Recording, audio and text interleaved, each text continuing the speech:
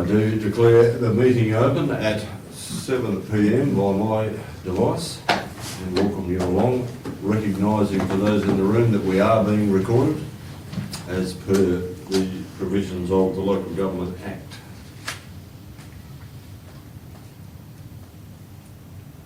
I'll move along. Item 2, public question time. We have no members in the audience. We have a deputation coming up shortly. Responses to previous questions taken on notice. There are nil public questions. I'm taking it as nil also. Item 3, then applications for leave of absence. Would be for the March meeting or beyond. If not, I will move to item 4, and as you can read there, I did take the opportunity to invite the CEO of Juniper, or a representative at least, to come along and update council on how they are going with regards to Waratah Lodge, and Russell has very kindly come along tonight, so if you'd like to come forward, give us the heads up, how we're going. Thank you very much for having me. It's a real privilege. I was saying as we walked in that Waratah Lodge is, in our organisation, one of my favourite facilities. And partly that's because of the environment and atmosphere, but mostly it's because of the quality of care that's delivered there. And we really love it from that point of view. As I was sitting there, I was trying to remember when it was we took it on, and it was in about October in 2023. So we're just over 2.5, or almost 2.5 years. And I know it was that because the first conversations we had with Bron, as I was flying to Hobart for my son's engagement party, which was January that year, so I kind of peg it to those life events. So it's been a while, and to say we're delighted with it is probably an understatement. We've really appreciated the opportunity to become part of the Wagen community and to continue the legacy. We've done a few things since we've taken it over, and they were part of the commitments we made when we took it on board. One of the things that you will have noticed is we've finished the refurbishment work. So we've built out en-suites onto rooms, we've widened hallways, we've painted the facility, we've upgraded it. But we've also put in place improvements to the fire system, and we're in the process of updating the furniture throughout the facility. So you'll see that when next you visit up there. We've also worked pretty hard on workforce and leadership. You know that we provide clinical leadership into the service either through our clinical nurse manager who's based in the facility, or our residential manager, Julie, who's based down in Katanning, who comes up along the way. But the other thing we've been able to do is stabilise the workforce, particularly the RN workforce. And what's really pleasing to see is agency staff is now at a minimum, and the people working are permanently employed, and that's brilliant. And from that point of view, that means we get better care, because the people caring for the people in the facility actually have the time to get to know them, rather than coming in and going back out again all the time. And that means you get better care. You also get better rosters, happier staff, and all of those things. If you look us up on My Aged Care, you'll see Waratah Lodge has got 4 out of 5 stars. They have a star rating system, and that star rating system is made up of a number of factors. One is its compliance performance, and as a facility it's fully compliant and maintains that from when we took it on board. The other is we actually have more staff per person in that facility than you would in a facility of 40 or 50 beds. And that's partly because the Commonwealth now requires 24/7 RN coverage, which means the number of the amount of RN time a person gets is so much more than what the Commonwealth funds services for. So out of that, what we've been enabled to do by the Commonwealth is actually have an exemption from that rule. We have 24 hours coverage on RNs, but they're shared between here and Katanning. And we have RNs on the floor as much as we can in Waratah. So there's backups in our system. And we had the Commission come about a month ago to review how we're doing so that they could then make a decision about the exemption. And the feedback from the Commission was that we've got really good risk monitoring frameworks in place.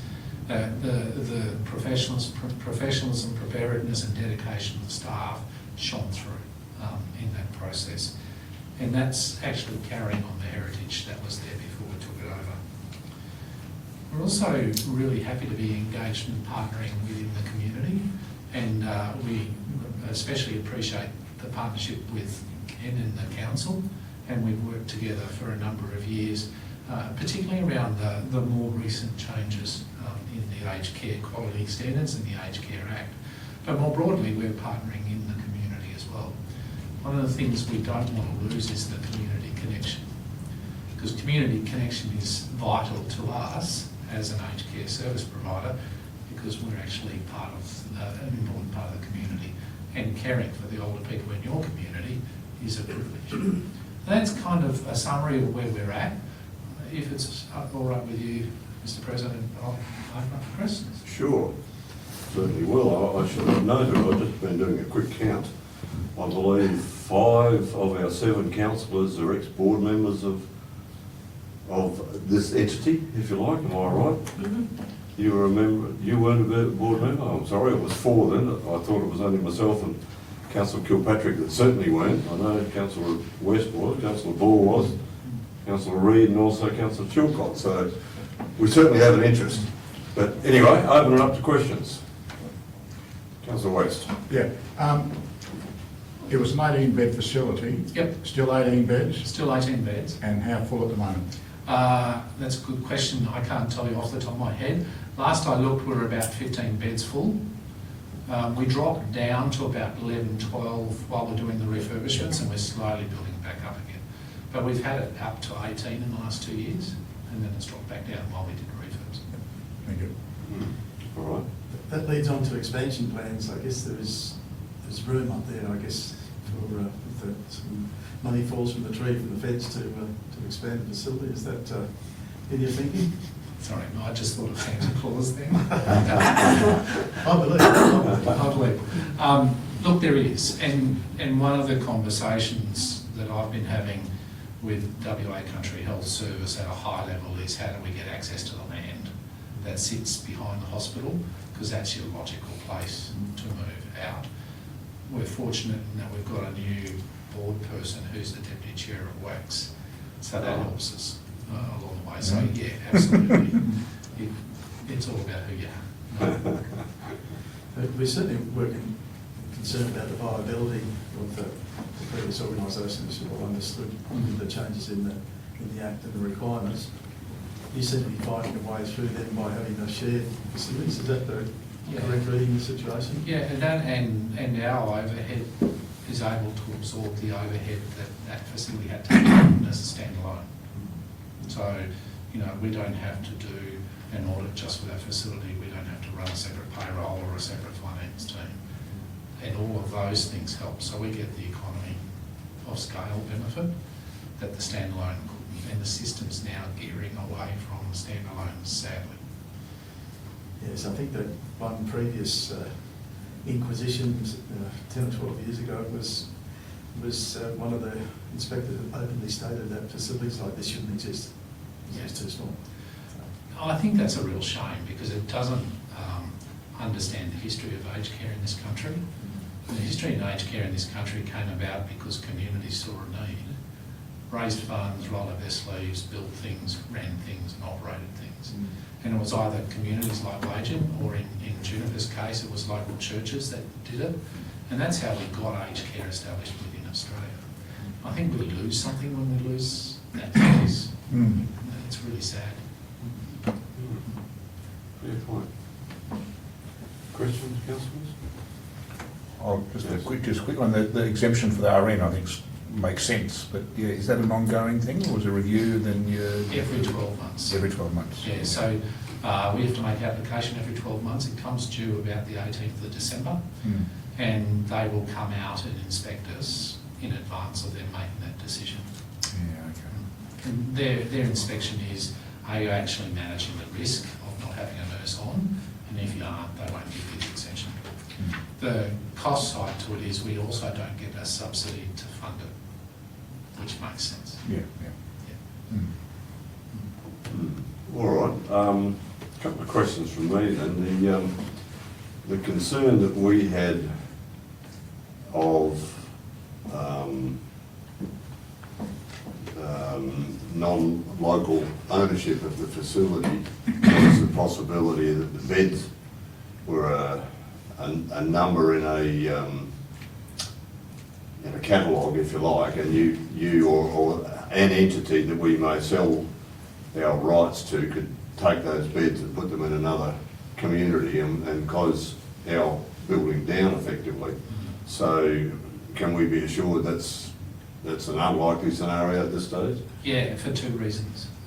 One is that framework was the old Act, and in the old Act, bed licences were granted to providers, and you could pick those licences up and move them around. Bed licences don't exist anymore. So that whole regime's gone.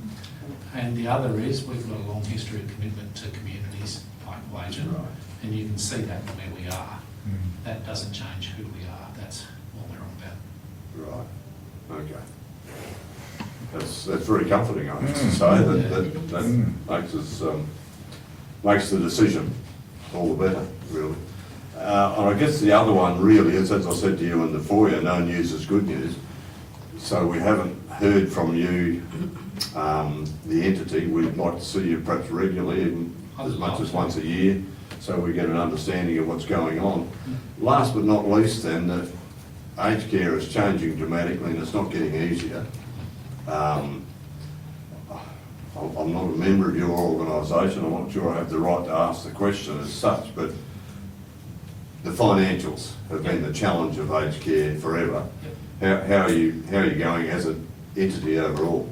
So we're making our headway. So if you could look at our financials on Right. the ACNC website, I think we made a profit last year of just over $1 million, which sounds like a big number, but we turned over about 250 million. So we're not making much of a margin, and the industry is not making enough at the moment to fund future capital. And that's an issue we're campaigning with the Commonwealth on, and we're hoping they come to the party in the next few months with an announcement of that. Because there's a bigger issue for us. We need, I think it's 4,000 aged care beds in Western Australia inside the next 5 years. We're building about 3 a year. Wow. So we need the industry to pick itself up, and the feds are the ones that are. Yeah, so again, the reports that were out a couple of years ago was suggesting something like 71% of aged care facilities in Australia were unviable. That's improved. Right. So particularly in the last, it's probably got tighter in the last 12 months, but in the previous 3 years before that, that's turned around for the majority of providers. There's still a small group that aren't making their way, and there was an announcement this week of a group in New South Wales that had pulled up stumps, which ran about 4 facilities across regional New South Wales. So it's still happening for some people, but the majority of the sector is trading better. That's good to hear, because that was a concern, and that was really why we knew we're running a small facility, or our group were, and we're hearing that Australia-wide, that this is not sustainable, so. Yeah, and if you talk to federal members, and I know Rick is close, he'll tell you that around the country that's happening to small providers in regional location. Okay, It's one of our challenges. certainly is. All right, last chance of a question. All right, look, thanks for coming Thank you along. very much. Most informative, and I'm really pleased that you have. I would be delighted to see you annually, I'd or love to. thereabouts, on your call perhaps, because I know you'd be a busy man, but I'd absolutely, I'd love to. if you can liaise with our staff perhaps as to when you can fit us in. Excellent. Terrific. Thank you, guys. Appreciate that. Thank you.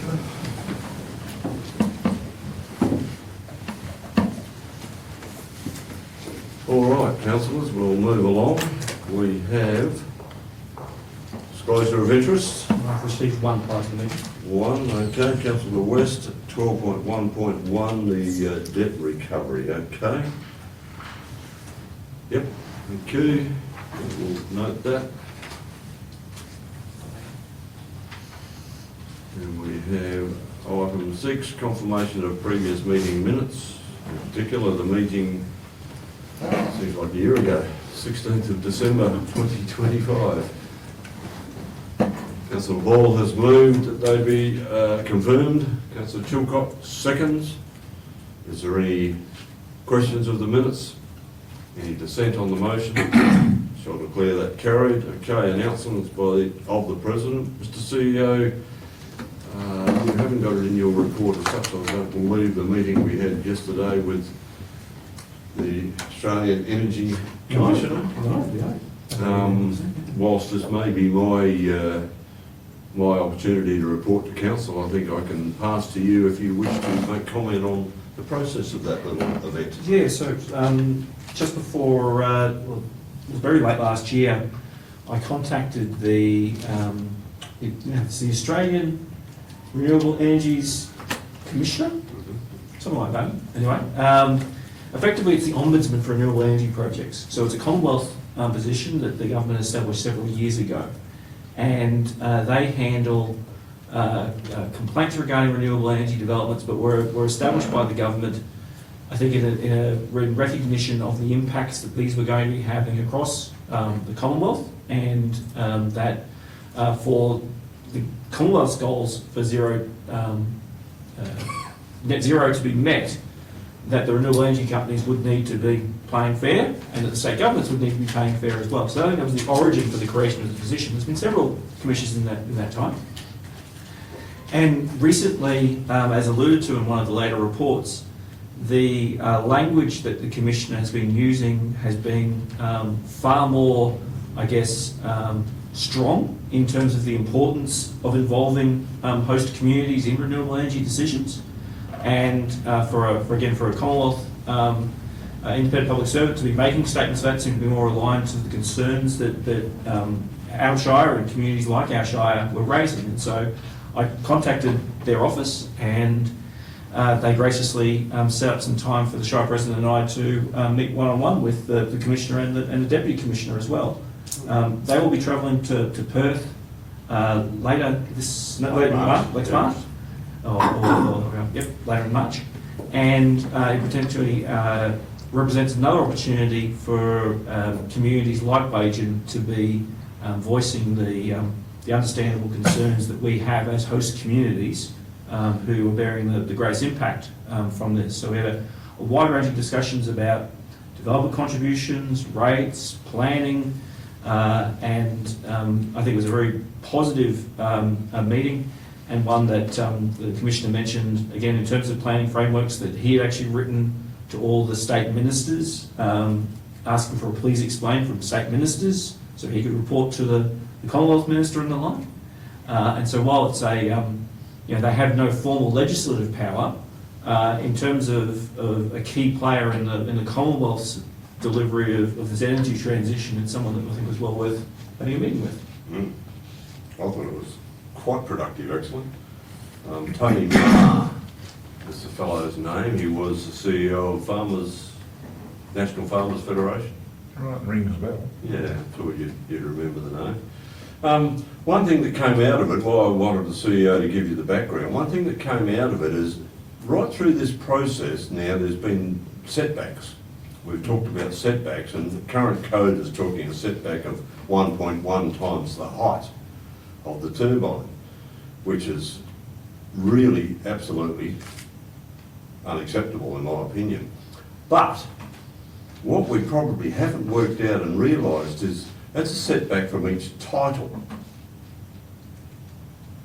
And most of our land ownings are contiguous ownings of 5,000 or 6,000 hectares or whatever, broken up into 60 hectare titles. So the setbacks are from all those title boundaries, right across all our locations. And I wonder if we need to frame a better terminology, because I have no problem with someone putting a windmill right in the middle of their farm, sitting right on top of a boundary if they own the next block and the one after and the one after. Brings to mind the words contiguous land use. Mr. CEO, Mr Deputy, you're probably over this a bit more than I am, Mr Deputy, but, you know, I'm really concerned about setbacks to a neighbour, but setbacks in a continuous land use, I see no reason why they can't whack it right on a title boundary, and then if there's an issue in the future, that's going to be to the detriment of that current owner trying to sell titles, not to anybody else. Ownership might be the better word than contiguous land use. Yes, okay, it could be, but I think, you know, we need to, if we can perhaps romance this a little bit rather than right now, workshop is a better word, Yeah. because we could well find a better outcome for everybody. So obviously the renewable energies framework that's under proposal is before tonight. One of the things that framework does is that it uses different terminology for different circumstances. And so it talks about the 1.1 for a safety measure to a adjoining lot, but then imposes different rules for the actual distance to a noise-sensitive air, Yes. noise-sensitive premise, Activity, yeah. activity, which could be in that lot or a different lot or a different property in its entirety. And then, of course, has the third tier, which is the 2 kilometre distance, which imposes the restrictions potentially on the land owner's rights to build noise sensitives in that area as well. And so there's a level of complexity to the framework they're establishing, which doesn't make any of these things easy to navigate. No. Anyway, that's coming up later in our meeting, that our submission to the code, and I did note the CEO has also noted in that may change before we actually submit. Could do, yeah. And on the back of what I'm just suggesting, I'm asking you people to think it through a little bit with regards to property boundaries, titles, contiguous ownership stuff, because it may or may not. I don't know. We basically discussed this yesterday with the Commissioner and his deputy, and the deputy was totally unaware of the fact that our farms are made up of lots of small titles. Really? Yeah. So, yeah. Might make a change, might not. And they're the That's ones. interesting. Anyway, we'll move on. That was my report to council as such, so we can move along here to item 8.1, which is that we receive the financial report for the period ending 31st December 2025.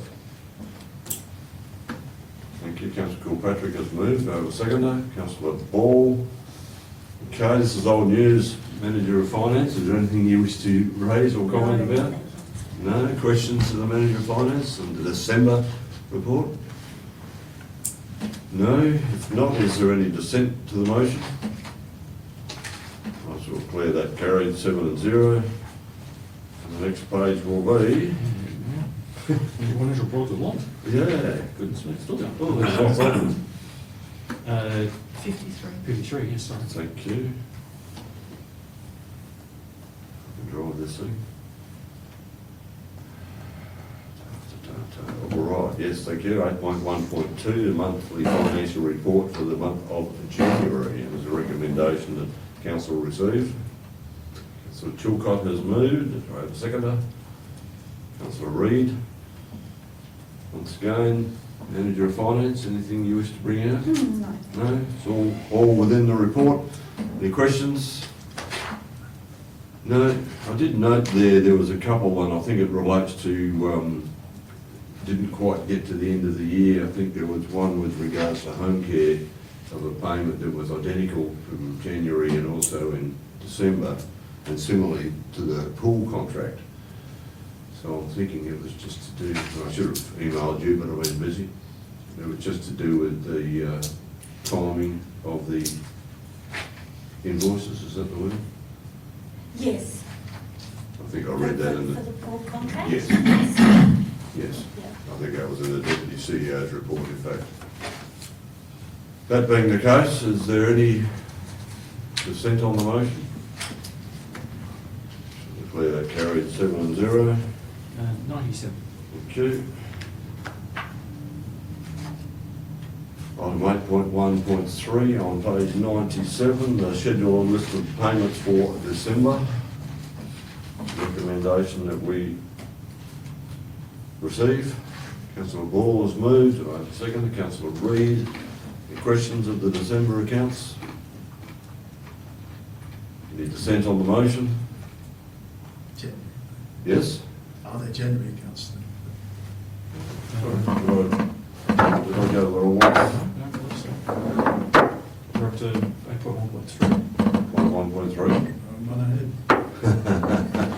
It's all right, that being the case, I shall declare the December accounts carried, and we will move on to, we're catching up to Councillor Ball, 8.1.4. Bit rare. The recommendation that we receive.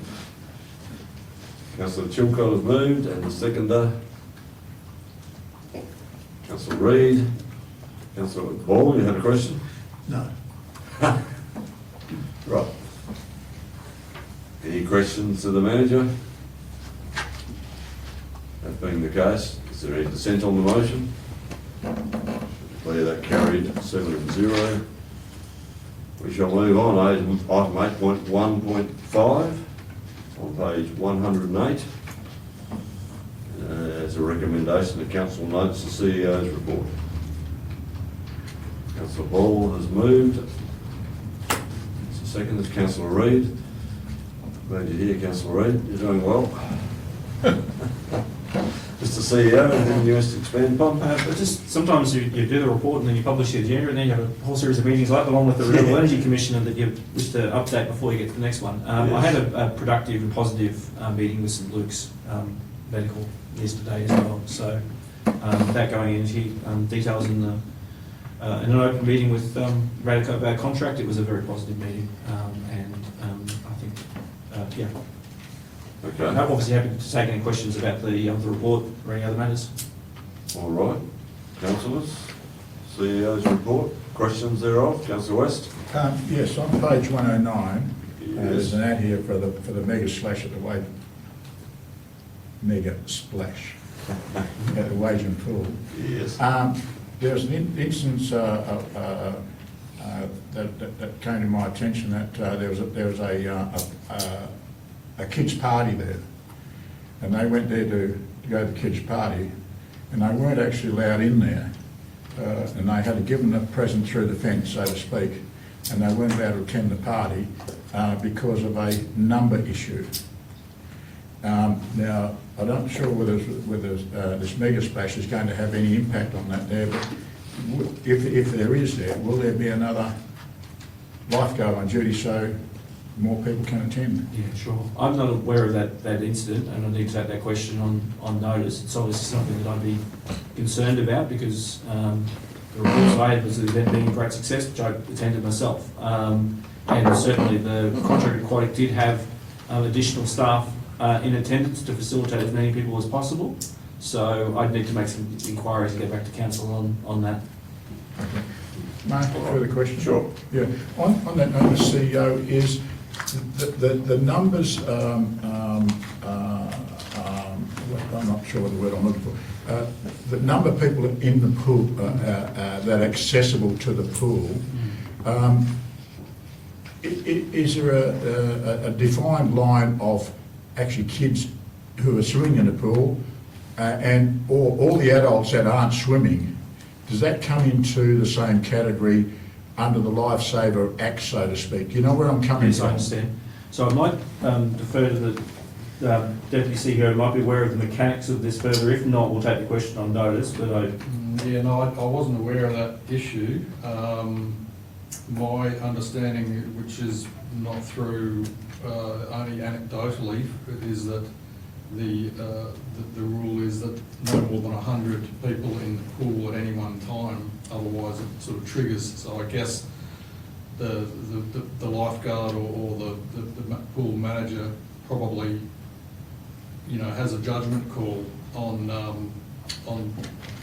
where they're likely, letting more people in is likely to have the numbers exceeding of that 100 per lifeguard limit. So, Councillor West, sorry, Yeah, is sure. your question that if the adults in the facility supervising but not swimming, Yep, can there be more people overall? Is that where you're going with it? correct. And I don't know what the answer would be. Yeah. We'll take that question on notice. I think, again, we've, obviously, the last couple of months have been quite testing in terms of the pool, and there were some high-profile incidences. Contract Aquatic have been doing a wonderful job servicing the pool. We obviously had some technical issues with the pumps and the like. And so in terms of those questions, we'll go and check those. I think the standard of documentation and procedures and the like, certainly internally, we've seen has improved in the time they've been there. But we might need to do a better job communicating the capacity restrictions in the pool, but I'll need to double check exactly what those are with that facility. All right, thank you. All right, taken on notice. All right, any further questions to the CEO? Councillor Kirkpatrick? The reverse osmosis trial, I just looked at the numbers and the recoveries are pretty low, so between 10 and 20%, which I think from my experience is very low for a RO plant.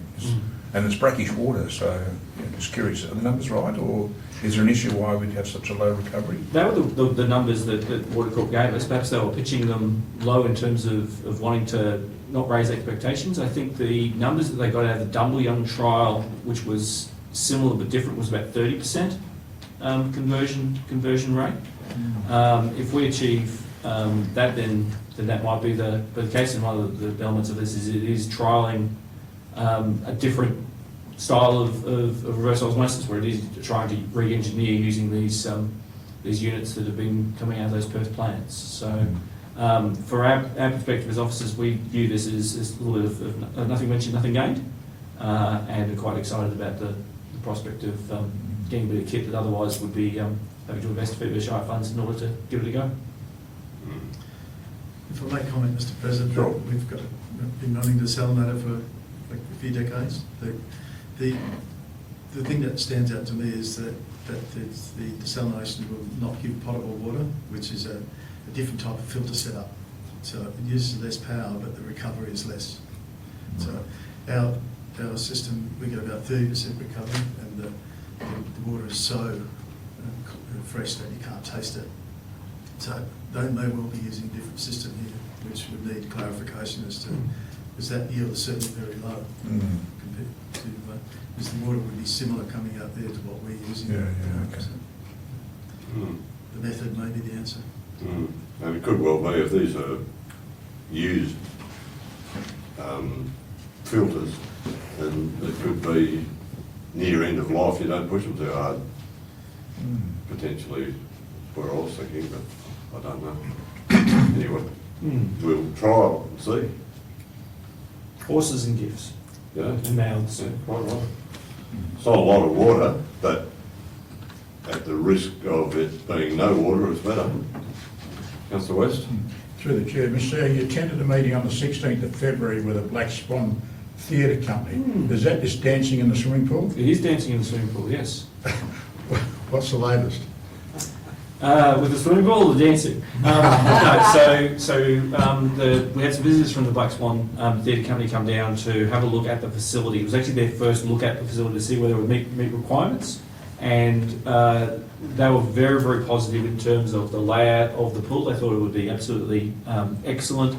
There's going to be some checks of the lighting, but in terms of their needs, in terms of staging areas and being able to move some of their gear across, seating arrangements for the participants, the general pool access and things like that, ticked all the boxes for them.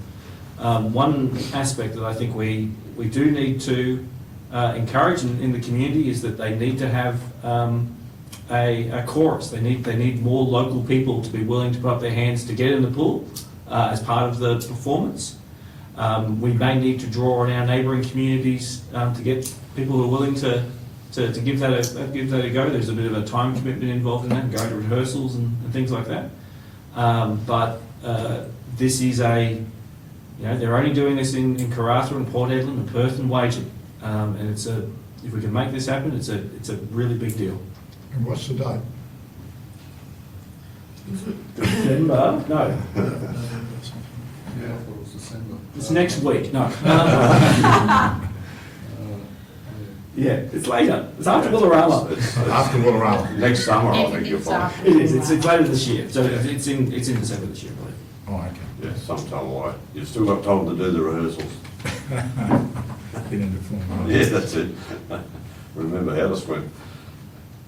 All right, any further questions of the CEO's report?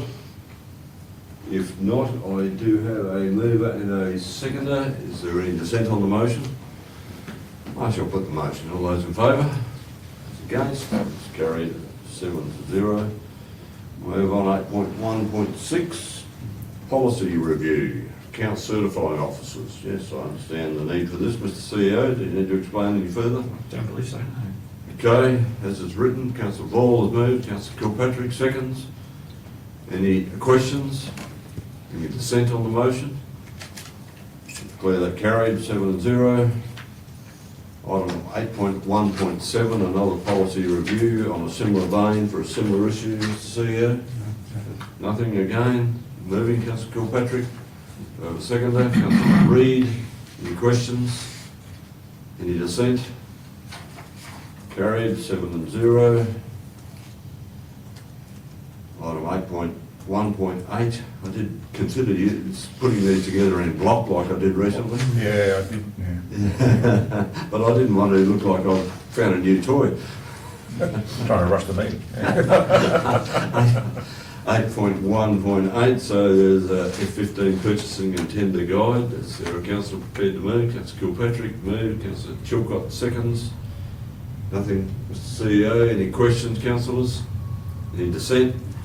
Shall declare that carried. And for those who weren't there, the zone meeting was dragging on a little bit. It had been a long and exhausting zone meeting, so I scanned through the remainder at one stage and moved about the last 8 items in block. Went, boom, guillotined it. Beautiful. No one complained. No one can But I thought I'd better not do it today, that becomes some habit for me. Okay, 8.1.9, minutes of the staff accommodation advisory group meeting 16 December. The recommendation that we note, Councillor Kilpatrick has moved, Councillor O'Brien seconds. Mr CEO, is there anything you wish to expand upon? No, thank you. Question, Councillor West? Yeah, Mr. President, I do have a question there. Right. By accepting the minute, this officer recommendation, Yes. where does that leave us for the proposed thing in this motion at the moment with Onderman Street? The location, you mean? Location. Right, I don't believe there's any location being set, Mr CEO. So where we're at the moment is that per council's resolution in November of last year, which asked that the advisory group meet to, make recommendations regarding the location in order to seek tenders. After the advisory group met, in order to obtain prices for housing, you must actually specify where the houses are going to go. And so officers have gone out to market through to the suppliers identified by the advisory group for the designs proposed by the advisory group for 2 3x2 houses at Onderman Street. If council wants to ultimately proceed with building houses at another location, then it would need to go out for quotes again. One of the suppliers has already declined to quote to the Shire into the future because of the number of times, it says, because of the number of times the Shire has requested quotes. Per the resolutions of the council and the recommendations of the advisory group, officers have obtained quotes for houses to be built at that location. It is up to council to determine whether it wishes to build houses at all, and whether it wishes to build houses at that location or another location, and how it wishes to obtain quotes from companies willing to provide quotes for housing. Right, yes. May I view my opinion, Mr. President?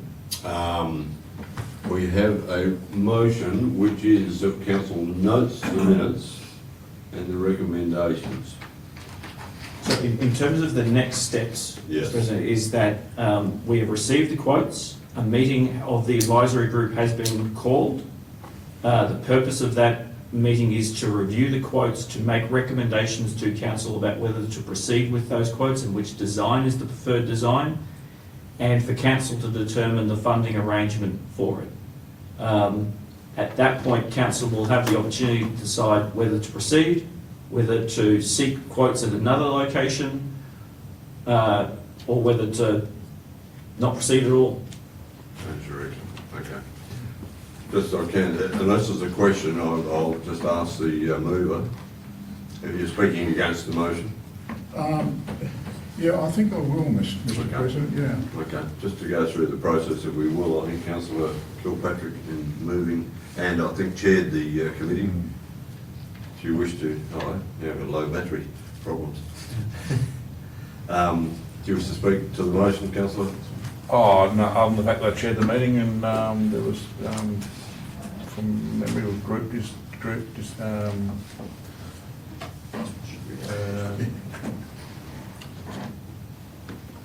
I think it's almost unanimous that the site was on demonstration. That's probably the issue there. But no, I think it was discussed at the meeting, and I feel that the committee were happy with what was recommended in that meeting. Okay, thank you. Councillor O'Brien, seconding. There was a good cross-section of people on the committee, Yep. so we got a good discussion, and there were ideas and thoughts offered, and some were accepted and some were not.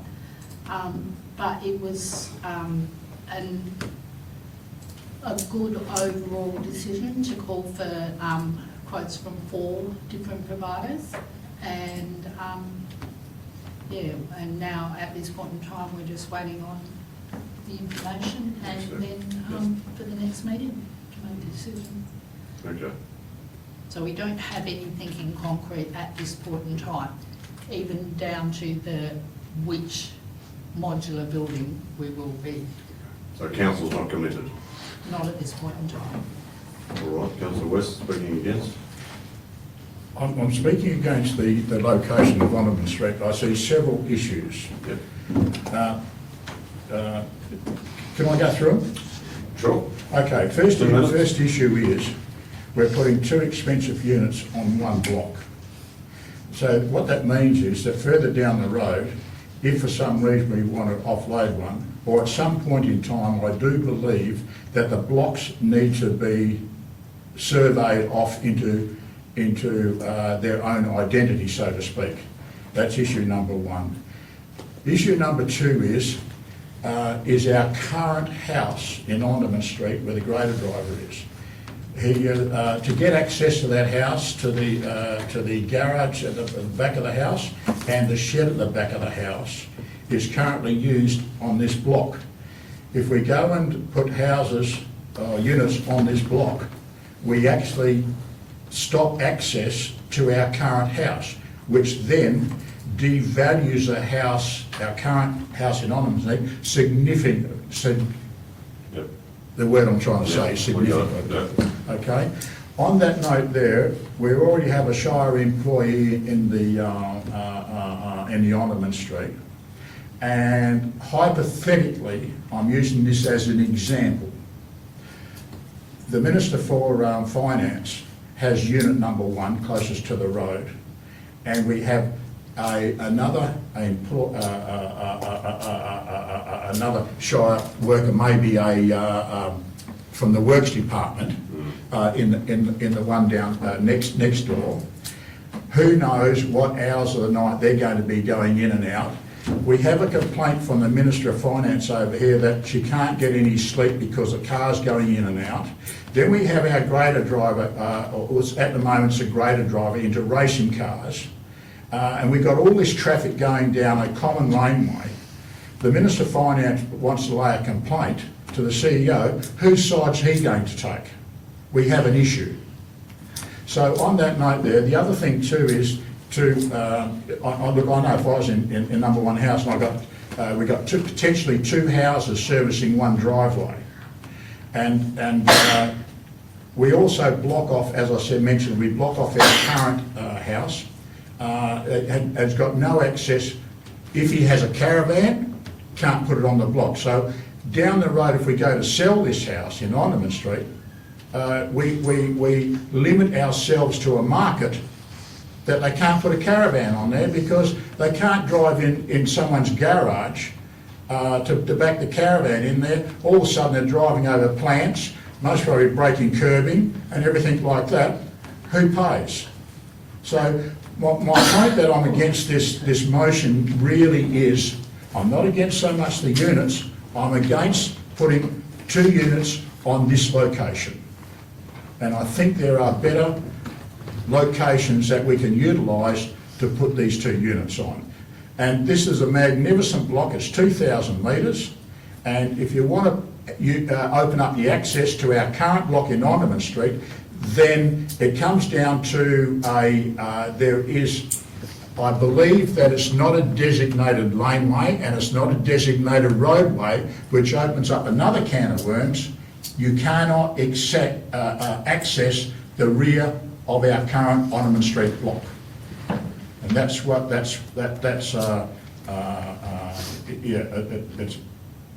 I don't think it's in the best interest from the Shire to put 2 units on there, and I think it's more suitable for maybe an executive style later on, because it's a nice block.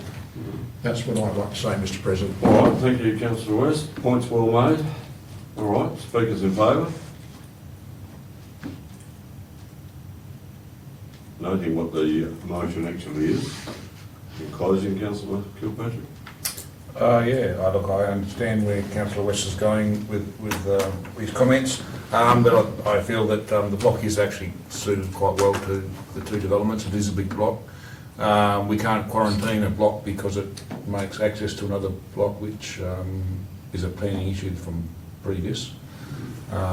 So that we need to remedy that some way or another, and I think there's solutions there, whether it's opening the back, or anyway, there's other solutions there. So the access on 5 Omdurman is a different issue altogether, but number 3 is a good block for the two houses, I feel, and I think that's what I got from the meeting. I felt that was the felt. And as far as Shire workers living next door to each other, I don't think that's unusual, and I think that's like living with any neighbours. It's all common sense, and I'm sure the CEO is able to handle those sort of issues if they were to arise. Yep. All right, thank you. Yes, Councillor. I have a question. Question you may. Okay. In regards to access to that rear, is there any plans for works for the laneway to actually make it accessible? First of all, it's not a laneway, Okay. which is interesting, but perhaps the CEO might explain. Yeah, so the block in question is owned by the state as a right-of-way access. So we have made inquiries with the state regarding the potential to open up that block. In the first instance, when we were looking at Omdurman Street as a location for 2 houses, which was identified in the staff accommodation strategy that was presented to council on a number of occasions, initially officers were of the view that there were technical restrictions associated that would prevent that laneway from being opened up in the first place. Some further discussions with our expert manager of works was that actually probably we could, if we had access to it, open it up, and that we would be able to deal with the drainage, which opened up that possibility. The technical challenge of working with the state in order to be able to kind of, I suppose, leverage that right of access, which is an unusual, almost archaic land use arrangement, is something that we're working through. The backup plan, which was the one that was presented to the staff accommodation group, was to have a shared driveway between those lots. There are a range of options associated with subdivision or lot amalgamation or what have you that would actually potentially create a strata situation as well. Again, Council at this point is not being asked to make a decision other than note the minutes. Council, of course, can make any decision it wishes, but based on the previous resolutions of council and the recommendations of that advisory group, which was council's resolution to take the recommendations of that advisory group to go to tender, we have sought market quotes for housing at that location. And if we're going to change the location, we're going to have to go to market again. Do we run the risk of losing potential tenderers Yes. if we do that? We've already lost one. Could we lose more? We could lose all of them. All right. That Thank being you. the case, the question, Councillor O'Brien? Oh, I just wanted to say something in support of the motion. No. No? No. Okay. Had the opportunity, I'll close debate. Debate has been closed. Councillor I just got a Reid, question. So- question. This motion is only noting the minutes. It And the doesn't- recommendations. So, I mean, it's, while I can understand both sides of the argument, and look, I do agree to both sides of the argument, they both make good points, we're only noting the minutes here. And that on another meeting, we're going to decide what we're actually going to be doing. Quite right. And then, I mean, I'm Well, sure, I might just stop you there because you're starting to actually argue or take debate, and yeah, by default, Councillor Kilpatrick has closed the debate. So I won't go any further other than questions, if you may. That being the case, I'll ask by show of hands. Where is it? I'll just find the damn thing again. Don't love these devices. Yep, the recommendation, it is up there by show of hands. Those in favour? Those against? It's carried 5-2. Mr. CEO, duly noted. Thank you, and an interesting debate. Yes, all not necessarily over yet, Councillor West. Wait for the next round. All right, item 8.1.10 on page 143, minutes of the annual general meeting of electors held on 16th December 2025, and a recommendation that council notes the minutes. Thank you, Councillor Kilpatrick has moved, Councillor O'Brien seconds. Anything need to be brought out, Mr. CEO? Thank you. No. It was a long meeting. It was done on block, wasn't it? Sorry? It was done on block. No, it wasn't. No. It was going to be a really quick meeting, but the CEO read his report. Is there any dissent on the motion?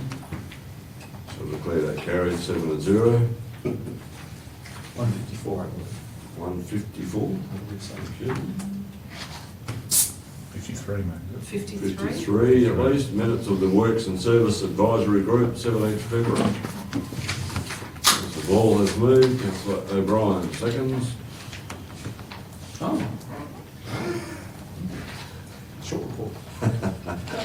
It is. Is there anything that needs to be fleshed out? I think Councillor Ball chaired that meeting. Yes, no, it's pretty much straightforward. Yeah, a couple of minor maintenance issues raised afterwards, but no. Right. And it was a budget preparation meeting, am I right? Very preliminary. Yep. All right. Any questions? Any dissent on the motion? Take it as carried, 7-0. Now, Mr. CEO, on page 154, draft survey response of the Office of the Auditor General.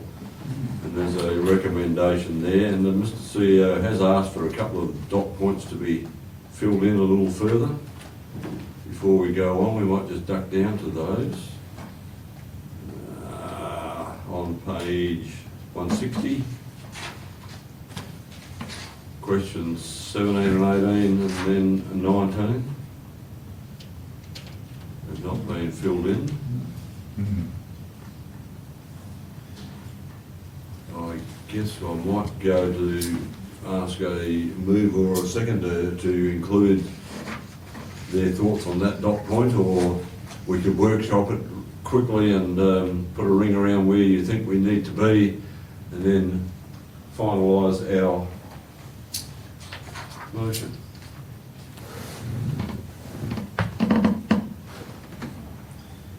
Councillor Ball? I would move it with a couple of 3.5s. 3.5. Thanks. Okay, 3.5. Hard. 4 would be. 4, do you agree with the value, the assurance we obtained from the annual audit of our financial statements as 17? And then we value the OAG's recommendations to improve our financial management. Going to 4 on both of those? 4 and 3. 4 and then 3? Okay, I'll take alternate views. No, I'm happy with that. Okay, and then question 19.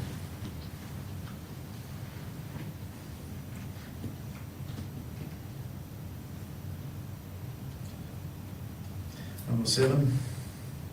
Oh, okay, Go 6. go 4. So we're talking of value, and you know, there's two ways of looking at value, isn't there? There's the implied cost of it versus the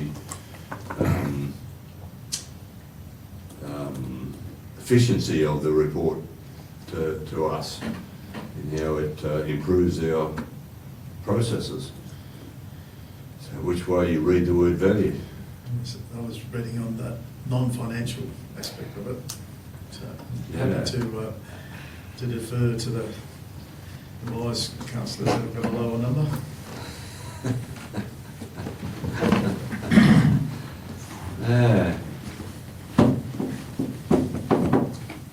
I did fill in question 21 also, which to me, it talks value again, and I filled that out to some degree, and damned machinery lost what I filled in, and I can't recover it easily.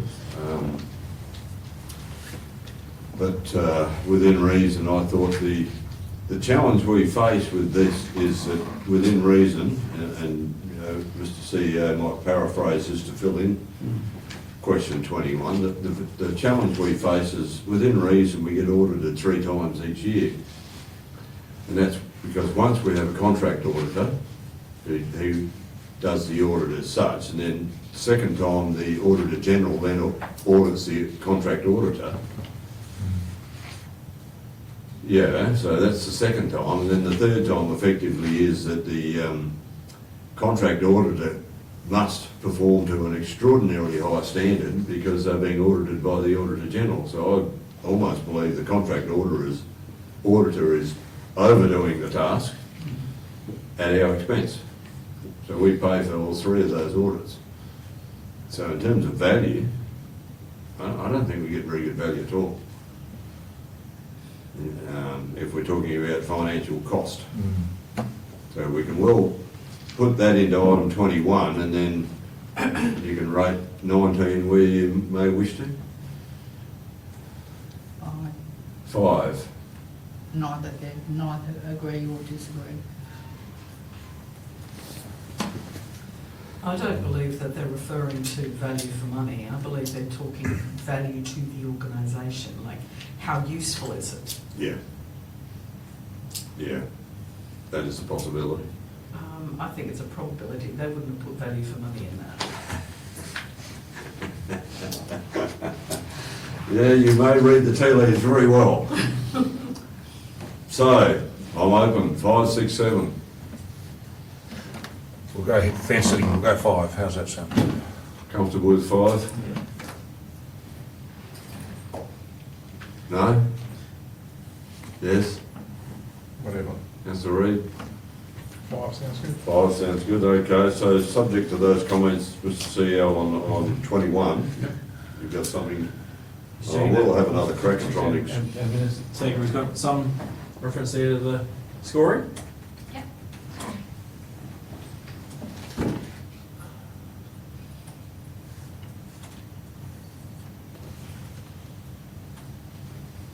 Hold on. All right, and yes, Just for for completion on item, well, below 22, there's the person who's filling the questionnaire in the organisation, which is a little bit self-explanatory, and the following letter doesn't actually, has yours sincerely, but just clarifying who's actually sending it. Is it who's actually filled the questionnaire and who's sending it? Yeah, that was something I was actually going to discuss with the Shire President, post the council resolution about whether he wanted to sign it or I did. But, and for purposes of a draft, I don't like actually putting in persons' Yeah. details in there because it may be mistaken in future years as a letter that's been sent. Right, okay. So, well, my rationale for actually getting that, Yeah. that signature box empty. Hasn't got the approval that is in the agenda. is That's what you're right, saying. yeah, that's right. Okay. That's a fair question. I would probably think it should come from Chairman of Council. Would be my thinking, because the audit at the end of the day is an audit of staff performance for us, for council, or for community even. Yeah, that makes sense. Would be my thinking. Even though it may well have been filled in largely by staff, but, you know, that's the input that we would have required anyway. Because, you know, some of those questions, you know, relate to the work required to do the audit, which certainly we, the elected members, are not part of. It's all right, that being the case. Our typist has duly written some extensions to that recommendation. Councillors, how do you wish to deal? Moving it as written, Councillor Ball? Yes, but there's a couple of Councillor random Cool. numbers. Patrick seconds. Is there anything further, Mr CEO? First of all, any questions? Any dissent on that motion? I shall put the motion. All those in favour? Those against? Carried, absolutely. 164, 8.1.13, the draft comment on the draft renewable energy planning code. It's a bit happening in this space, as you'd understand, councillors. This code, this submission, I should say, was presented as is to the Central Country Zone a week or so ago as a possible submission that the zone may adopt. And they did, without any amendments other than numbering. Yes. But I also note in that this may be revised, item 3 on dot point 3 notes that it may be revised and represented to council's next meeting, or would be. Yeah, so the reason for that is that WELGA has requested that local governments provide submissions to WELGA to help craft the WELGA submission. The actual state submission is a little bit later. I would also direct Mayor Culper, Council's direction to the wonderful sentence that I don't know what I was talking about because it just, the draft submission was considered and the sentence never ends, so I don't know what I was thinking on that. That agenda there, which is not actually in the submission itself, but in the agenda report there, which you proofread these things in the council meeting sometimes. Sure, apologies for that. It's okay. So, council, how do you wish to deal? I'm happy to move. Councillor Ball has moved as written. Councillor Chilcott, second. All right. Questions, first of all? Any dissent on the motion? Councillor Kilpatrick, you look nervous? No, no, it's not part of the item, so don't worry. No, all good. Okay. Any dissent on the motion? I'll put the motion to all those in favour. Those against? Carried, absolutely. 7-0. 174. 174, there it is. Okay, 8.2.1, Deputy CEO's activity report. There's a recommendation that council receive. Thank you, Councillor Chilcott has moved. Councillor Reid second. Mr Deputy, anything you wish to expand on? Possibly just a couple of things, Mr President. We now, you might have seen us in the process of advertising the home care gardener building maintenance person, so that we would expect hopefully to get a submission for that contract role that would aim to take over from the current incumbent later on this year. So hopefully for a while we'll have a little bit of a handover. But yeah, the current gardener intends to leave wage in September, so we need to get something else in place. Just another update on the town hall.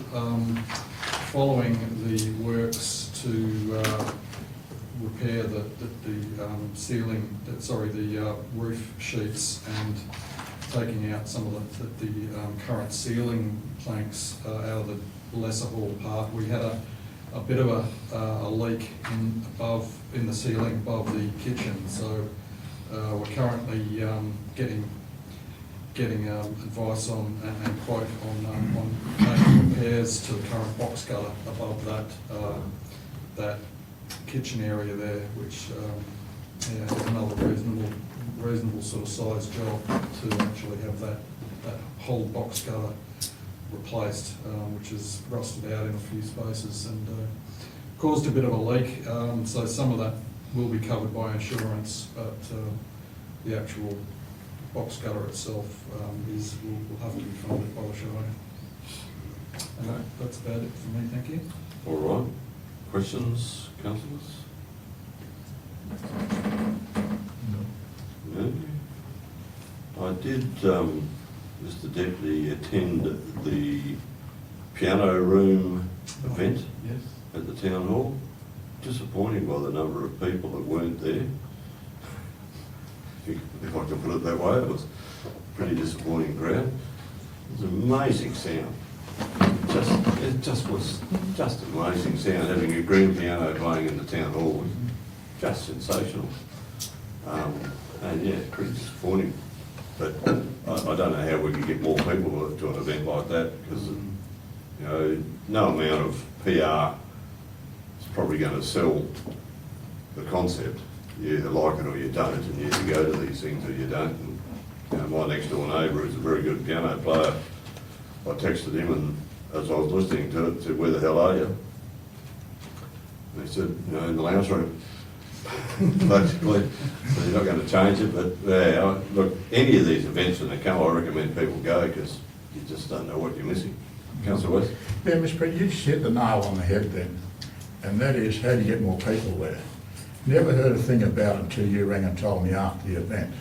But I read a lot about other council issues that the council put on Facebook, and you're putting that things on there after the events, but there's nothing going on there, hey, this event is coming up. We always read afterwards, but never read beforehand. And I think that event did go on Facebook. What's that? The event was on Facebook. Yeah, it is Never the saw Show it. the electronic sign. But I read all the other stuff that comes Possibly up. not the sign, no. Yeah, it would be a good idea to get out any event coming up Yeah. on the electronic sign. Yeah. That would be- I know it's hard, but. Yeah, it is difficult. Yeah. It's just unfortunate, but it was a great event. Probably not to everyone's taste, I might add. But I think I sent you a video of some of it, didn't I? And yeah, look at it. Incredible. The fellow was Chinese. He left China, I think he's 4 years old, and went to Germany, then went to Australia, he went back to Germany, married an Australian, and come back to Australia. So he's well travelled and has all the musical qualifications you could poke a stick at, and brilliant on the piano. And having a grand piano in the town hall was really something special, beautiful sound. Anyway, I thought that was unfortunate, but it was well done. I think Arts and Origin were involved. We put some money towards it. Yeah, that is one of the events that they've been coordinating for us as part of the sponsorship package. Yeah, so I thought that, so we did put some money towards it. And, a little undersubscribed. Anyway, we'll move on. Any further questions? If not, I do have a motion. Is there any dissent? I shall declare that carried 7-0. And we have 8.2.2 on page 148.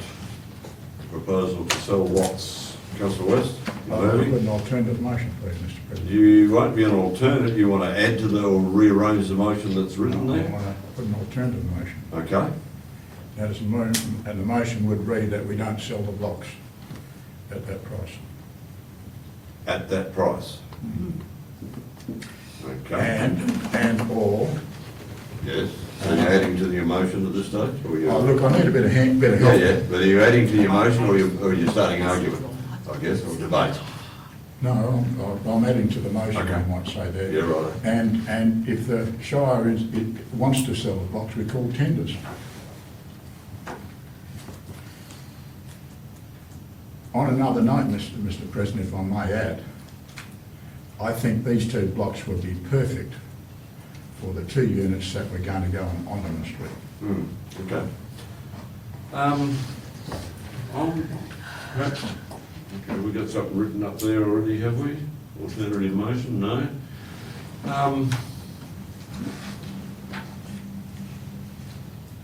If you want some arguments, I Well, said- no, Go no, on. I'm just trying to frame your motion. Yeah, I'm yeah. suspecting what you just said to us were contradictory. We either don't sell them, and then your next statement was we Well, I support don't, the tender. okay, on this motion is, my motion is, no, we don't sell the blocks at this price. Right. Or we don't sell the blocks until we discuss another option. And I need. So you're wanting to hold them as an option pending the Omdurman Street Well, outcome? what's the word I'm looking for now? Jesus Christ. Delay? I was going to say, can we have a stay of execution for a moment so we can, so we can talk a little bit about what I'm trying to say? Yeah, okay. what's the- Look, I'll give you latitude. Go ahead. Okay, Make a comment. Okay, first of all, Mr President, is the blocks were set valued between 45 and 55 by the thing there, and I believe that they come in under, the price here is undervalued. Those two blocks up there, I went and had a look at it, and they are prime blocks in a prime area. And I think the Shire could, by holding these blocks, I think the Shire would benefit more than selling them at a discounted price. So, because that's really what it is. They're being sold under valuation. Okay. Yep. Just on that note, That's fine. I'll ask the CEO a question. If we were to go to tender from today, Mr CEO, we record that as a motion that we put to tender. We don't have to sell them, No, that's right, yeah. but if we went to tender, time frame, structure, process, can you explain how that would play out? Yes, I believe it's a minimum of 4 weeks. Need to double check. From memory, it is a minimum of 4 weeks, certainly no less than 4 weeks. And then any bids received would be presented to council to make a determination whether the council wishes to accept any and all, not any and all, any or none, sorry, of those bids received. That approach is outlined in the officer's report as a potential alternative. On the basis that this was at the moment, the Shire doesn't have any blocks listed for sale. Previously, the Shire had a listing of blocks for sale. On occasion, I receive expressions of interest in whether the Shire will have any blocks for sale. I present those blocks to people, and when it reaches a threshold of being a legitimate offer, those are presented for council's consideration, which is the form that this is taken. Yeah. Okay. So, 4 weeks, Mr Deputy? Well, I'll just quickly Google it. Yeah, It well, says- it what says I'm looking at 14 with 4 and weeks from 4 today days. puts us past the next council meeting. Uh, Hang on a sec, Councillor West.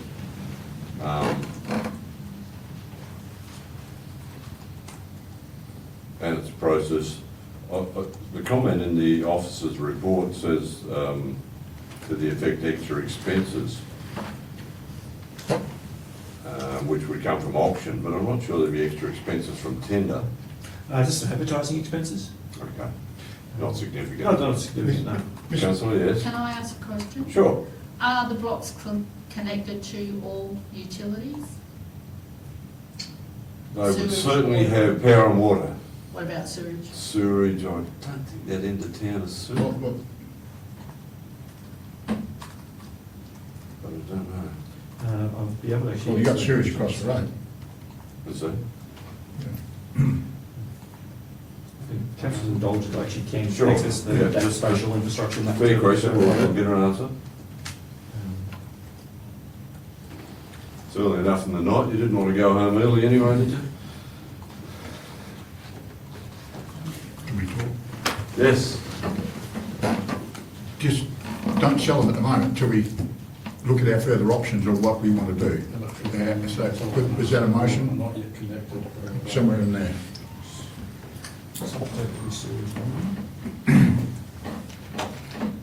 We're running out of prime residential land.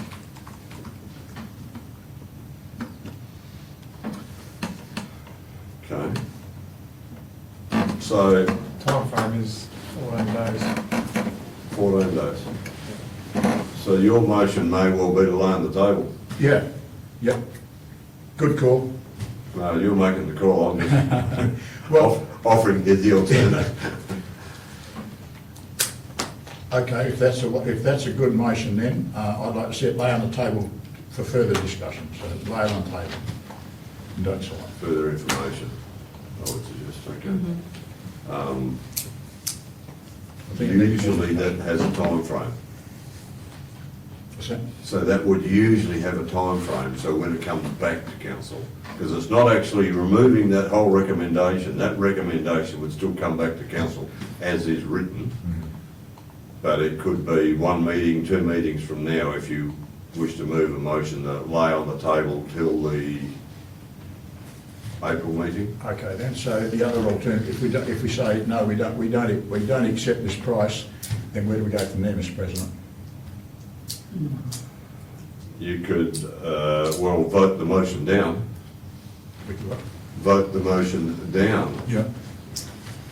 is an alternative to that. CEO? Yeah, so the sewerage is on the southern end of Saul Street, but does not appear to be on the No? Okay. on the northern side. There you go.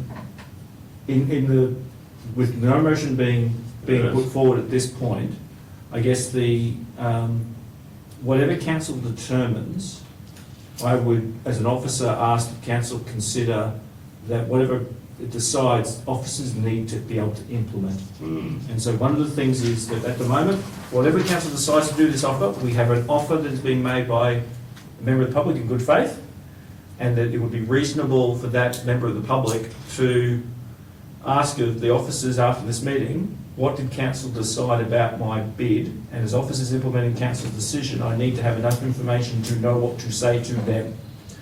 If it is a negotiation, then that's one thing. If it's a flat out no, that's another thing. It's kind of the Yes. message I'd be giving. Okay, so lay on the table is perhaps not the best outcome for that. Councillor?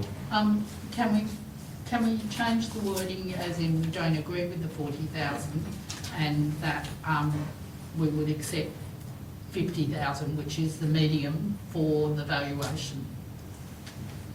You could, I would think,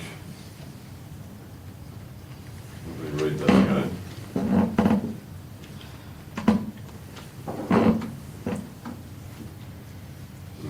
Yes, you could. Or you could reword it to suggest that council believes the fair value is 50,000. Mr. CEO, take that and negotiate. I don't think that would cover Councillor West's No. concerns. I do understand. Councillor I West? don't think, from our point of view, is there an urgency to sell the blocks? Do we need to? Don't need to, but is No. there an urgency? No. We do have someone who, you know, and look, my first thoughts when I read this was fabulous, 2 new houses in town, get on with it. Let's sell the blocks. Same here. The extra money we might get for them will be brought in 3 or 4 years of rates, because at the moment they're not rated at all. So we'd rapidly recover, the gap by doing that. However, Councillor West's concerns about Omdurman Street, which we've discussed, this is an option, and if we sell them, we don't have that option. So it does. What other residential blocks do we have that we could use for building properties? Okay, Mr. CEO, we do have 2 or 3 others. None of them, I think, are of the size of Omdurman Street. Yeah, so the holdings that were detailed in the accommodation strategy include the blocks on Marks Court. There's a couple of blocks on Key Dive. There's the block on, I believe it's Cedar Street. There's also a series of undeveloped holdings on Boddington Street as well. Yeah. Kitchener Street, I think, was Yeah. with probably the other possibility. That's correct. So there are a couple.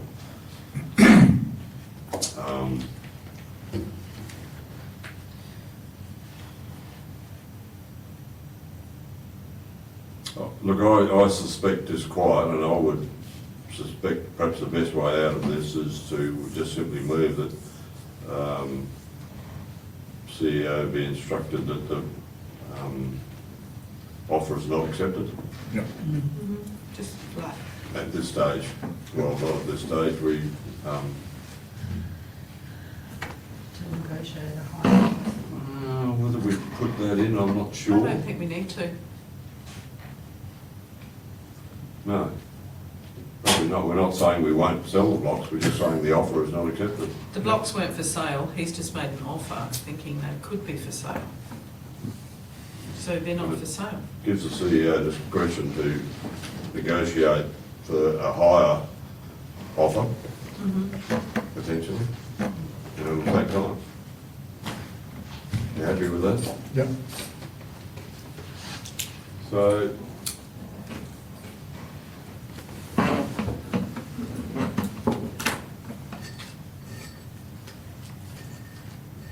you're waiting for me to say that again now, aren't you? Oh. I think the motion was that council declines the offer.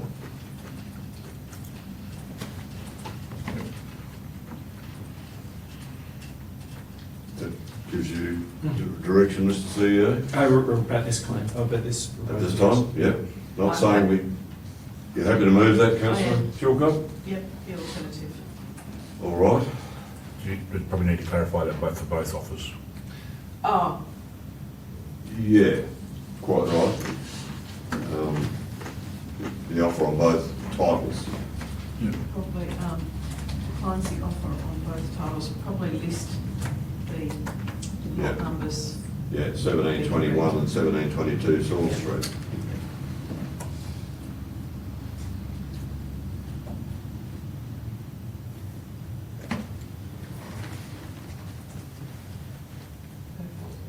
Okay, councillor Chilcott has moved, or And I'm second happy with that? that amendment. Yep. Second, councillor West. What's been written up there, Mr. You President? can't quite I can't read read that? it. That council declines the offer on both titles, lot 1721, 1722 Saul Street. You seconded that, so I hope you're happy with it. All right, we've workshopped our way through to a motion. Thank you, Mr. President. That's all right. I'll then ask, is there any dissent on the motion? Question, Okay.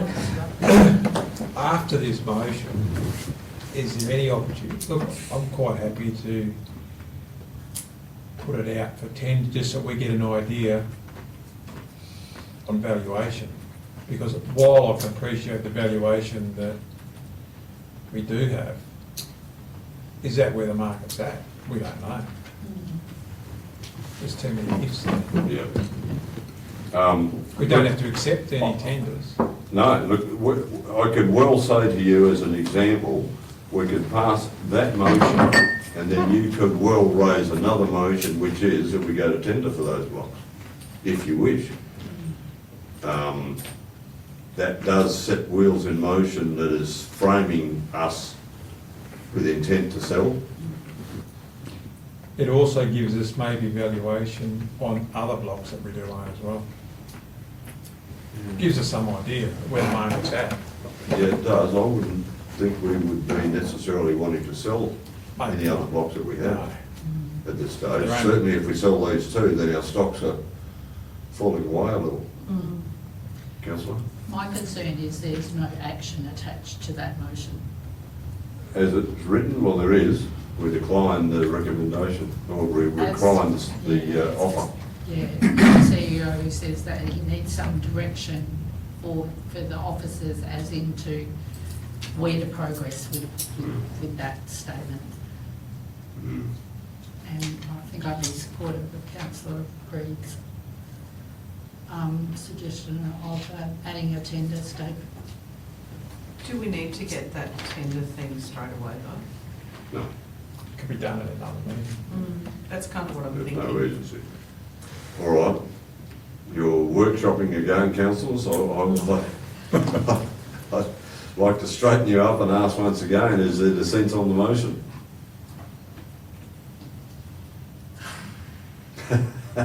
Concerns but not dissent. Okay, that is a challenge. There being no dissent, I'm not going to go to debate, I'm going to put the motion. All those in favour? Those against? Okay, it's carried unanimously. Mr CEO, you're comfortable with, you have the knowledge to go to the tender, the offerers and say council was declining? I am very confident I'm aware of what to do in this particular matter, yes. Right.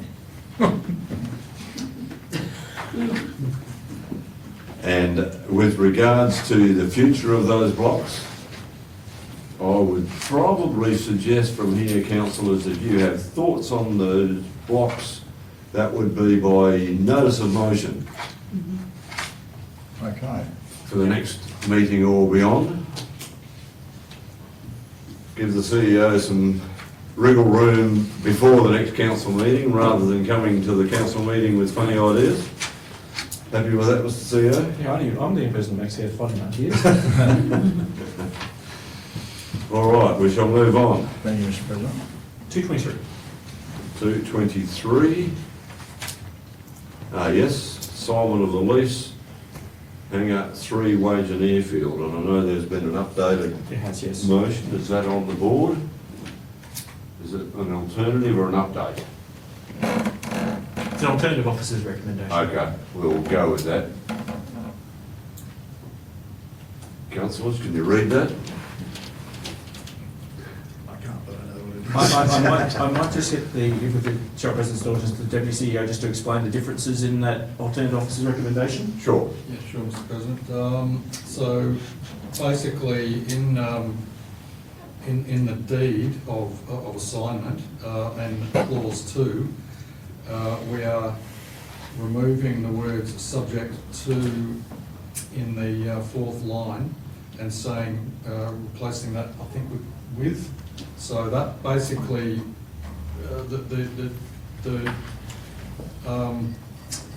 that particular clause at this stage would sort of indicate that if the assignee doesn't pay for future rental, that the assignment is effectively becomes null and void, and that the lease refers back to the current lessor.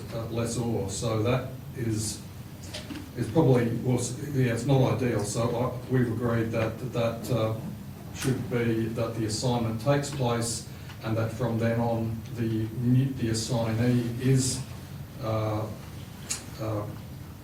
needs to pay the rental, and that doesn't, if he doesn't, that doesn't affect the actual assignment.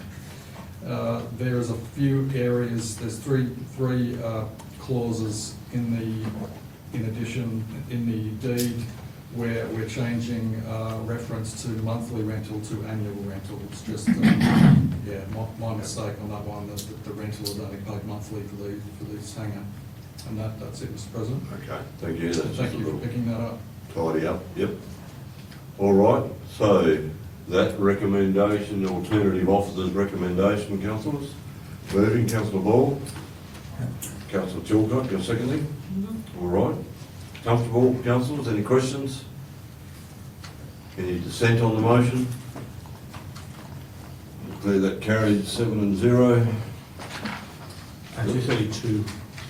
232 is the budget timetable. As written there, there's a recommendation that council adopt the timetable. Councillor Chilcott moves. Seconded Councillor Kilpatrick. Anything you wish to add from the staff? Okay, any dissent on the motion? These things come around too damn quick for me. Every year. Yeah, about once a year. Being no dissent, I'll declare that carried. Manager of Works report, 8.4.1 on page 235 is a recommendation. Council notes the report. Councillor Ball has moved. Councillor Reid seconds. Manager of Works, anything you wish to add or expand? Just a couple of things. Sure. On the Bellingen Road, we had a culvert collapse, so we had to go there and fix that on Friday, close the road down, and we're just doing the floor and the headwalls on it this week, try and get that finished. So it's still open to the public. It's just another one with all the sweepers and the white ants have got into them and they deteriorated. Woolorama, I think we're almost finished cleaning up there and doing stuff. It's just a couple of jobs we've got to do between now and when it starts. I've got a street sweeper coming next Wednesday. To spend a day here to go around Woolorama and from town centre out as much as we can get done. And then we're going to stabilise the shoulders out on the Bellingen Road on the 3rd and just leave them proud. And then after Woolorama we'll trim them up and seal them. We've extended the culvert down in the creek, I call it Barnsley's Creek, that Councillor Ball bring up. So that's been extended out another 1.5 metres either side. Looks a lot better now. It's a bit tight, that's for sure. Yeah, it was a bit tight, yeah. And we've started doing some work on that drought funding stuff I call stage 3 of the weir. So we've actually removed the trees from in the drain and cut the bottom of the drain so it falls back towards the Shire Depot. So I've already rang a contractor, Albert Brooks, to, when we get time, end of March, maybe April, we'll start removing the dirt out of there. Before by then. Yeah. But we still do it from the top, doesn't it? Oh, okay, good. Yeah, and, I roughly worked it out. It should hold 2.5 million litres of water, that section. That's only a rough estimate at this time, could be more. Mm. Yeah. How many cubic metres is that? I don't know. 2,000 or I'll 20,000? tell you, when we finish getting the dirt out. Yeah, it's going to be a few. Yeah. So it's a little bit of water, and I've got some solar pumps coming to actually pump the water over. Getting some quotes from a local fella and one in Bunbury. And they'll pump 60,000 litres a day. So, yeah, it's all coming together. Yeah, then we just got to tackle that culvert on Dongalocking. It's doing the same thing, the sleepers are deteriorating. If we can get that done, it would be good. Touch wood, that's only culverts so far. Only had 3 this year. Well, that one we knew about on Dongalocking. Yeah. Yeah, okay. That's about it. All right, thank you. Any questions, Mr. Ball? Culvert on Bellingen Road, is that coincidentally somewhere where the regional road group money could be allocated to it? That's what I've done. Yes, good. Yeah, I didn't use our money for our culvert in the budget. I used it under regional road group money because it's in that section we're widening. Very well done. Yep, I know. Questions, Councillor West? I was going to ask questions to the Minister. It took you a long time to chip a bit of concrete out. How come it took so long? Because the old fellas years ago did a wonderful job repairing that culvert. Bit hard, was it? Yeah, what they did, the original box culvert was about 1 metre higher than the ones they put in. So they dug a hole in the ground and lowered it, so you only had a gap of about 200 mil off ground level. And then where they come out, 1.5 metres, 4 metres long and 2 metres high, they filled it full of rock and concrete. So we had to jackhammer it, the only way you get it out. Took 3 hours to get one side out. Then we had the other, so it was a challenge. Thank you for reporting. Yeah, but we ended up getting it. We had the road closed through main roads from 6 to 6 on Friday, and we actually finished at 7 minutes to 6. Sorry. I didn't think we'd get it done, but we did. And the CEO, he come out and had a look what we were doing and Got on the jackhammer? on the jackhammer. I just stared at it and just broke. Gave it the eagle eye. All right, any further questions? Just a question, I'm not sure who might answer this, but I read or heard somewhere where they're about to or are doing work on Punterman.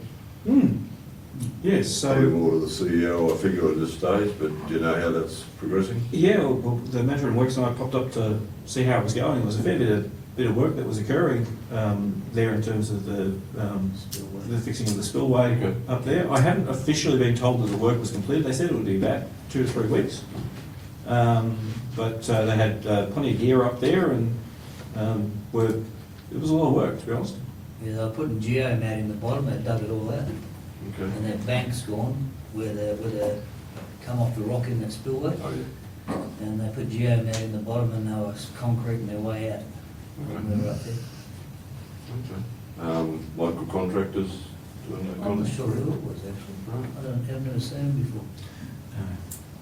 Oh, well, that's progress, though, that's good, so we might be able to put water in there, is I'm hoping. This winter? We need it, it's pretty, it's the lowest I've ever seen. it? Yeah, it's really low. Okay. So that's certainly with the measure and Works and I were up there, we identified a couple of different things that we might be doing in terms of moving the buoy out a bit deeper to. Yeah, the floats with the submersibles on, that's right up hard against the bank now, it's that low. Oh, wow. So we've got to extend it out, I don't know, another 20 metres in towards the centre wall. Yeah.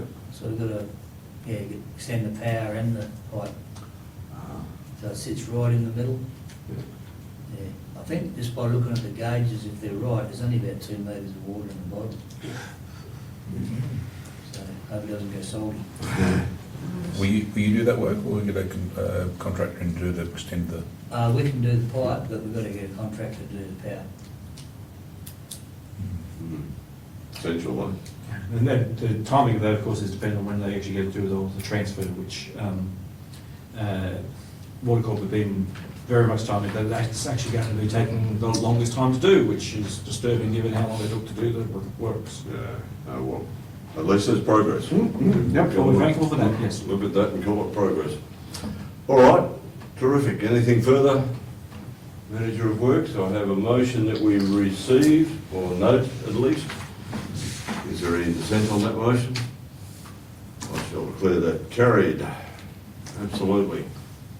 All right, move on to item 9, motions of which previous notice has been given. That's where you move that other on if you need to, but I'll take it we have none. Questions by members of which due notice has been given, also none. Urgent business. Councillor West. Mr. President, I don't know this right section, but anyway, I got asked somewhere along the line, this looks about young John opportunity. When can we have a meeting to discuss generalisation of things that need to be done around town? When can we have some sort of meeting like that? Budget workshop. It's got not much to do with budgets, it's just generalisation things. If I may, Mr. President, Yes. I would invite any elected member at any time to contact me on any matter that they wish. Okay? At any time. I have my phone 24/7. If a council member is concerned about anything that is occurring in the Shire, my office is always open, my phone is always open, I've got my emails always open. If a council wishes to contact me at any time to discuss anything going on in the Shire, I'm always here. There you go. Through the chair. Except weekends. Yeah, Don't do but it on weekends. it's not. Well, he does answer. It's not to, not I'm not getting at the CEO for that there. It's a general discussion of what ideas people got to come, so we can talk about it, and then we can do something about it. I bring it to an agenda item on things, not anything specific. It's just a general discussion. Okay, well, can I... That's what I'm after, you know, Can I so we can say- talk about things. Oh, look, why don't we look at this? How can we do this? And then we can talk to Can I suggest then that you do come and have a chat to the CEO, and he'll guide you on how to go about where you want to go with that? Yeah, okay. Because, you know, it could be... Because I thought that's it what the will raise- forums were for. Yeah, it will raise direction. And the forums can be for that, but we want to hold those forums to a structure so that we don't waffle for hours. That's the challenge. But anyway, come and meet with the CEO, run your ideas through his office and see if that progresses. Yep. That'll work. Comfortable, Mr. CEO? Yes, I just observed we had a year of council forums, and I don't believe that there were many councillor topics that were raised during the opportunity to make those ones. And each of the occasions, the officers produced a report and invited councillor topics to be nominated, and none were nominated. There was also several instances where councillor forums were scheduled but not held because of councillor unavailability. Again, That's true. I am here all the time. Talk to me. Yep, that's your role. All right, we'll move on, councillors. Item 12, and there being no urgent business around the room. Item 12, confidential. And councillor West, did you declare an interest in one of these? I don't remember which one. Confidential, there we go. May I move to close? Ah, you may. Thank you. Motion from Councillor Chilcott to close the meeting to the general public, and seconded Councillor Kilpatrick. There being no dissent, I'll declare that carried. Councillor West has left the room, so we'll call that 6-0. Item 13. There being no further business, Mr. CEO, I shall declare the meeting closed at that time, 8:53. Thank you all, councillors, for your